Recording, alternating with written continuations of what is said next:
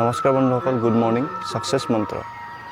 যিকোনো কামৰে টাৰ্গেটক পাবৰ বাবে সদায় দুটা ৰাস্তা থাকে, এটা শ্বৰ্ট আৰু এটা লং। বন্ধুসকল, তুমি সদায় লং ৰাস্তাটো ইউজ কৰিবা বা ব্যৱহাৰ কৰিবা।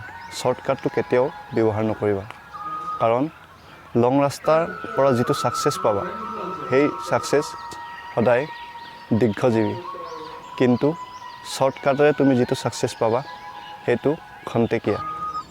লং ৰাস্তাত সদায় কাঁইটেৰে ভৰা থাকিব, কিন্তু সেই কাঁইট বা সেই অসুবিধাসমূহ তুমি অতিক্ৰম কৰি যেতিয়া তুমি নিজৰ কাম কৰি যাবা, তেতিয়া তুমি ছাকচেছ পোৱাটো garanti হ'ব।